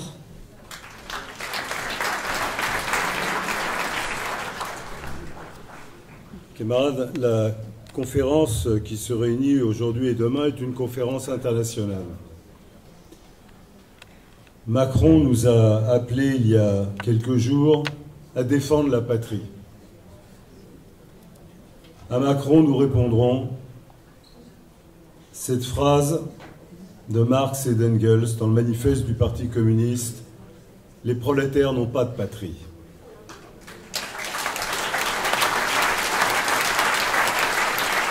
La seule patrie que nous reconnaissons, c'est celle de la classe ouvrière internationale. Il y a un terme dont il va falloir, malheureusement, que les jeunes générations se réapproprient la signification, c'est le terme de chauvinisme, le terme de chauvin. Si vous consultez le dictionnaire, vous apprendrez que le chauvin, c'est celui qui a une admiration exagérée pour son pays. On donne comme équivalent nationaliste, voire parfois xénophobe. Le chauvinisme auquel Macron a recours, l'excitation du sentiment chauvin dans la population, que ce soit contre l'hypothétique ennemi russe ou plus près de nous contre l'ennemi immigré qui menace notre pays du grand remplacement. Le chauvinisme, donc, est un poison de division entre les travailleurs. Mes camarades, il y a pire que le chauvinisme, c'est le social-chauvinisme. Car le chauvinisme, lorsqu'il est agité par les capitalistes, par l'Église, par les nationalistes d'extrême droite, on dira qu'il est dans l'ordre des choses. Mais je dois ici m'exprimer, vous ne m'en voudrez pas, non seulement comme secrétaire national du Parti des travailleurs, mais comme militant de la 4e internationale, l'une des composantes du Parti des travailleurs. Je dois le faire parce que, je le répète, plus que le poison du chauvinisme, nous menace le poison du social-chauvinisme, et celui-ci peut se répandre à une vitesse extrêmement rapide. Social-chauvinisme, le terme a été inventé en 1914, lorsque du jour au lendemain, les dirigeants socialistes qui avaient promis de combattre la guerre se sont convertis en l'espace de quelques heures en partisans de la guerre, jusqu'à devenir ministres de la guerre entre 1914 et 1918. Et la poignée de militants ouvriers qui ont refusé de céder au chauvinisme, Lénine, Trotsky, Martov, en France, Rosmer, Monat, Mereim, Bourderon, une poignée dans chaque pays, avaient coutume de désigner ceux qui avaient basculé du jour au lendemain dans le camp opposé au leur, de les appeler comme des sociaux-chauvins, c'est-à-dire qu'ils étaient socialistes en parole, mais chauvins dans les actes. Camarades, malheureusement, nous vivons l'heure du retour au social-chauvinisme. Vous avez lu sans doute, et sinon n'hésitez pas à le faire, le compte-rendu des débats à l'Assemblée nationale la semaine dernière, tels qu'ils ont été publiés dans notre journal La Tribune des Travailleurs. On y voit les députés socialistes dire « Bien sûr, nous sommes inconditionnellement avec Macron pour se préparer à la guerre contre la menace russe ». On y voit les dirigeants du Parti communiste déclarer qu'il faut être prêt à combattre les ingérences étrangères et que pour cela il faut s'armer. Quant aux dirigeants de la France insoumise, ils veulent bien qu'il y ait une force d'interposition intégrant des troupes françaises, à condition qu'elles soient sous l'égide de l'ONU avec un casque bleu. Camarades, comme si l'ONU, ce n'était pas là qu'avait été décidée la partition de la Palestine qui écrase le peuple palestinien depuis plus de 75 ans, comme si l'ONU n'était pas le lieu où ont été décidés nombre d'interventions militaires avec le casque bleu, celle qui a répandu le choléra en Haïti et dont ce peuple ne s'est jamais remis, celle qui a répandu les maladies et la désolation dans nombre de pays d'Afrique, y compris contre le soulèvement légitime des peuples pour leur indépendance au début des années 60. Et il faudrait, au titre de l'insoumission, envoyer nos braves piou-piou sous casque bleu, occuper l'Ukraine. Eh bien, camarades, si nos ancêtres ont inventé le social-chauvinisme comme terme, force nous est aujourd'hui de dire qu'il faut combattre le social-chauvinisme, le com-chauvinisme, l'insoum-chauvinisme, c'est-à-dire toutes ces variétés de chauvinisme qui sont répandues comme un poison d'une extrême nocivité par les dirigeants de ce qui constitue, paraît-il, la gauche officielle dans notre pays.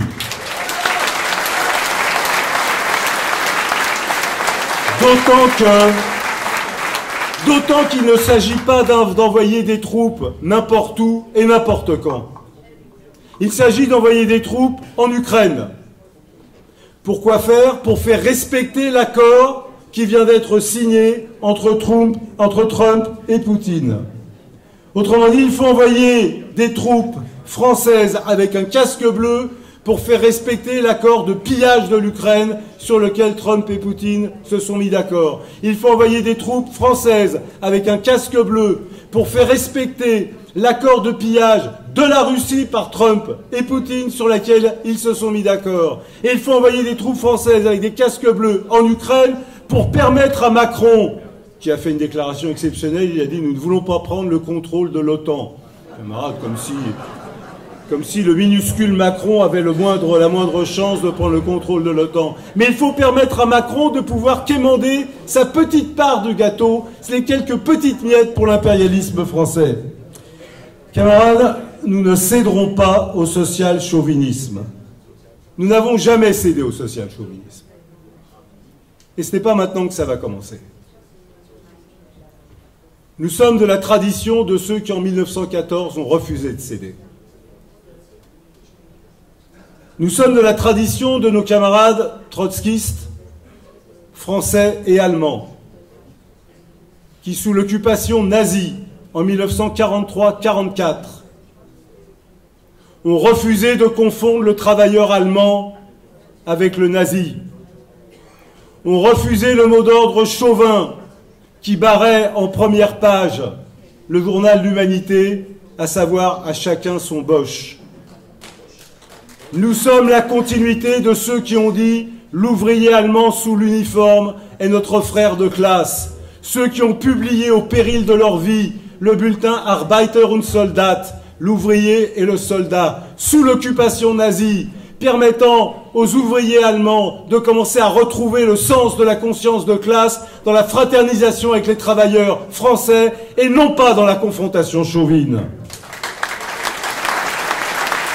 Nous sommes la continuité de ces camarades qui, dans le camp de concentration de Buchenwald, quelques jours avant que ce camp ne soit libéré par les troupes alliées, se sont réunis, communistes autrichiens, communistes français, communistes belges, et qui ont adopté une déclaration commune en disant « Nous rejetons le chauvinisme, nous en appelons à l'action internationale commune ».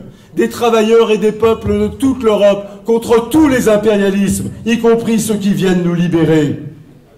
Nous sommes de la tradition de ceux qui, le 8 mai 1945, quand le gouvernement de coalition gaulliste, socialiste, communiste a fait tirer sur le peuple algérien à Sétif, Guelma, faisant des dizaines de milliers de morts, parmi ces travailleurs, ces jeunes, ces paysans qui avaient commis le crime de croire que la libération du nazisme marquait peut-être le début de leur libération nationale, nous sommes de ceux qui avons dénoncé les massacres de Sétif et Guelma, de ceux qui avons affirmé la solidarité avec le peuple algérien martyr. Nous sommes de ceux qui, en 1956, quand le Parti communiste a voté les pouvoirs spéciaux du socialiste Guy Mollet, alors que ces pouvoirs spéciaux avaient comme seule signification de permettre, de tenter d'écraser la révolution algérienne, nous sommes de ceux qui avons été condamnés par la justice. Notre presse a été saisie parce que nous avons dénoncé les pouvoirs spéciaux, parce que nous ne cédons pas au social-chauvinisme, parce que notre patrie dans le siècle, c'est le peuple algérien soulevé contre le colonialisme et pas les généraux qui ont porté De Gaulle au pouvoir.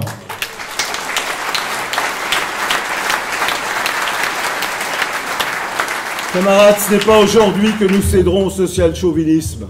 Ce n'est pas aujourd'hui que nous revendiquerons le droit de décider à quel moment et dans quelles conditions nos troupes, nos soldats, nos armes vont libérer le peuple ukrainien ou le peuple russe qui ne nous ont rien demandé. C'est au peuple ukrainien, c'est au peuple russe de décider eux-mêmes de leur avenir. Nous ne sommes pas dupes, camarades. Nous ne sommes pas dupes, nous comprenons, nous savons et nous comprenons que, comme cela a été dit avant moi, le sens de cette guerre, ce sont les gigantesques profits qu'escomptent d'ores et déjà les marchands de canons. Et qu'en revanche, les travailleurs et les peuples n'ont rien à espérer, sinon la misère et la destruction, qui sera la contrepartie de ces profits gigantesques. Nous ne sommes pas dupes. Le rapport établi par le camarade Pon Kunzimana tout à l'heure, entre ce scandale géologique, c'est-à-dire cette immense richesse que représente le sous-sol de la République démocratique du Congo, et l'invraisemblable déferlement de milices, d'armées, toutes financées par différentes multinationales, nous ne sommes pas dupes sur les raisons de cette situation. Nous ne sommes pas dupes non plus sur la gravité de la situation. Et j'appelle les camarades à ne pas se laisser endormir, en particulier les plus jeunes d'entre vous. Un ministre a dit ce matin, attention, l'économie de guerre ne veut pas dire la guerre. Mon œil. L'économie de guerre ne veut pas dire la guerre. Quand on met en place le service national universel, revisité et élargi, quand on passe de 40 000 à 100 000 réservistes, économie de guerre ne veut pas dire la guerre, si. Le capitalisme exige l'économie de guerre comme un volant d'entraînement artificiel de l'économie, mais les marchandises de la guerre, comme toutes les marchandises, elles ne peuvent réellement révéler leur valeur que si elles sont consommées. Et les marchandises de la guerre, elles sont consommées dans la guerre. Et il n'y a pas d'économie de guerre qui ne débouche pas sur la guerre. Oui, camarades, ils vont à la guerre. Ce gouvernement va à la guerre. Et les sociaux chauvins qui votent avec ce gouvernement préparent la guerre. Jeune qui est dans cette salle, moins jeune aussi, mais jeune en particulier, quand vous sortirez de ce meeting, faites savoir ce que vous avez entendu. Faites savoir que vous avez entendu un travailleur chinois dire « La guerre contre la Chine sera une guerre contre le peuple chinois et non pas une guerre contre les dirigeants du Parti communiste chinois. » Faites savoir ce que vous ont dit les camarades ukrainiens. Ne croyez pas ceux qui prétendent que la France va venir en aide à l'Ukraine. Faites savoir que nous sommes de plus en plus nombreux à estimer que c'est aux Ukrainiens et aux Russes eux-mêmes de décider de leur avenir.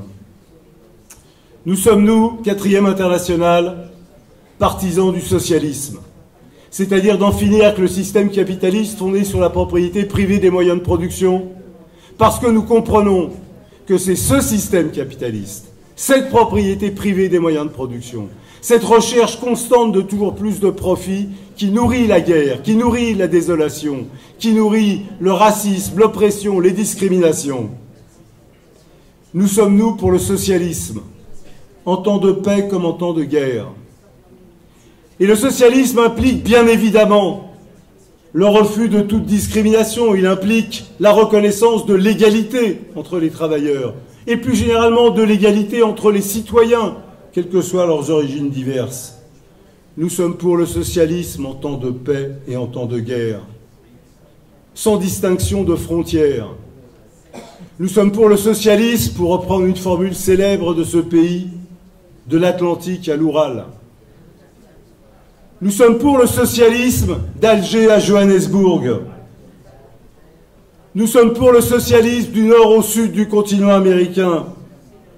Et ce serait un crime de dire que nous sommes pour un État laïque et démocratique et socialiste qui ira de la mer au Jourdain. Ce serait devenir partisan de l'antisémitisme que de se prononcer pour une telle solution démocratique. Mes camarades, pour quelle raison?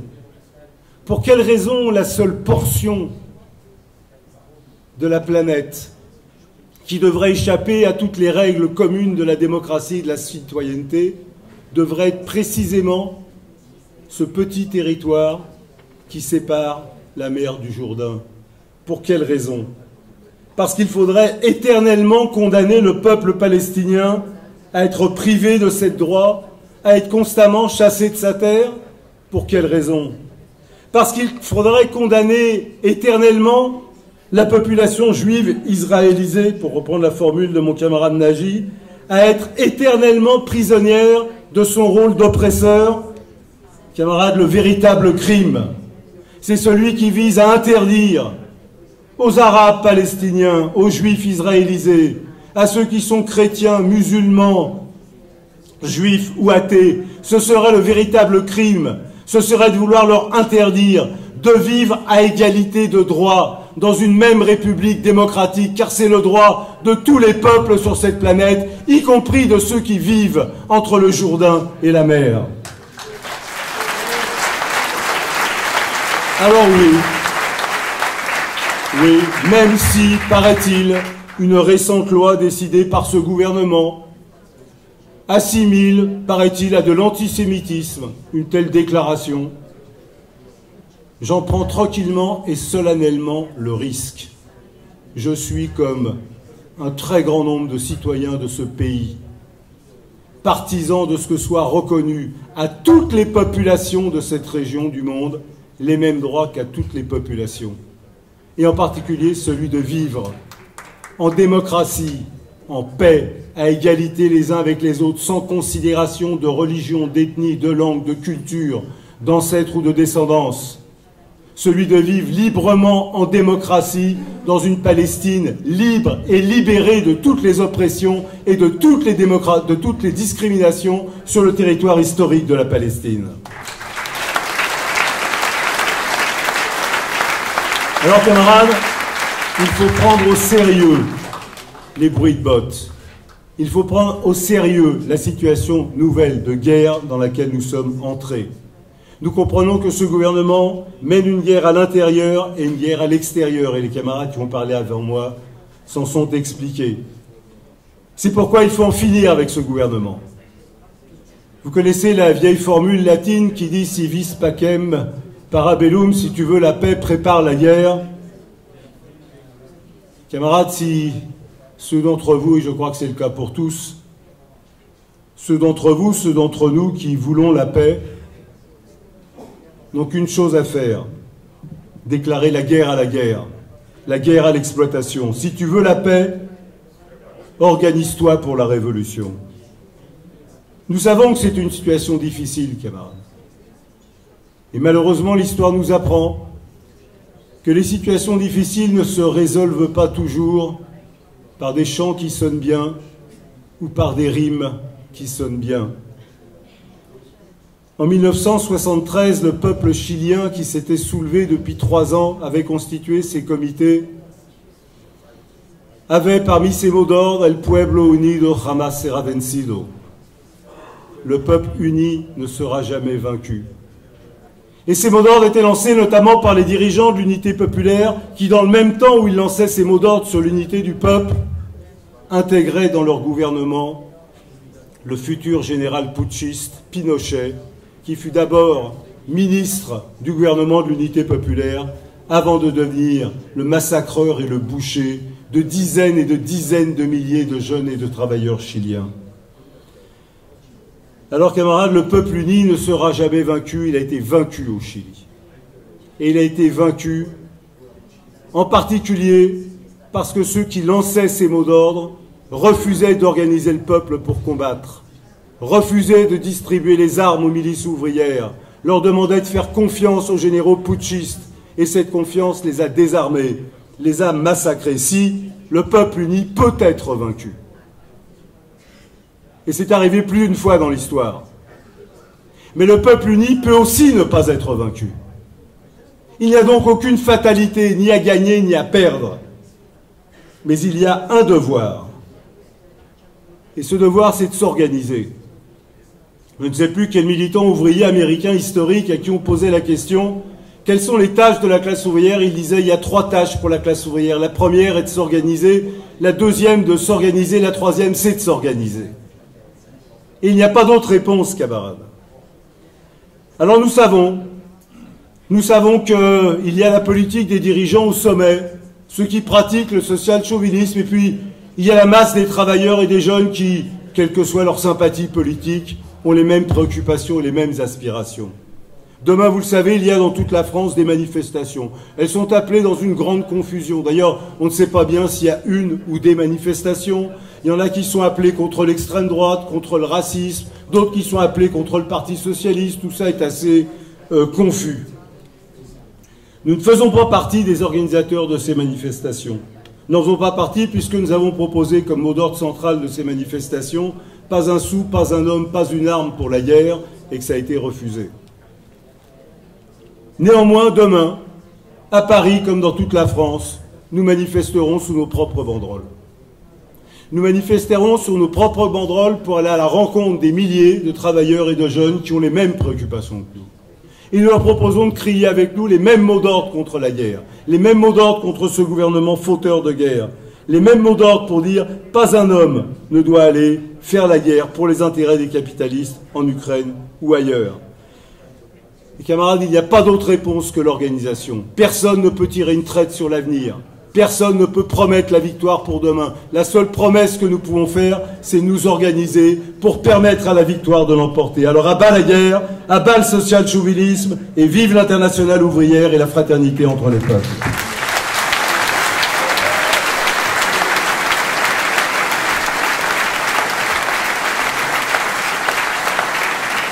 Camarades, nous allons clore ce meeting. À la sortie, vous trouverez des camarades qui ont dans leurs mains un petit panier. Ce petit panier sert à collecter l'argent que vous avez dans vos poches pour aider au financement de la rencontre internationale. Et bien sûr, vous avez également une table qui vous invite à rejoindre le parti qui combat contre la guerre, le parti qui combat pour l'internationale ouvrière.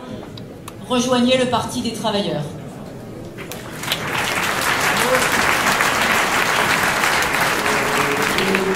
Mesdames et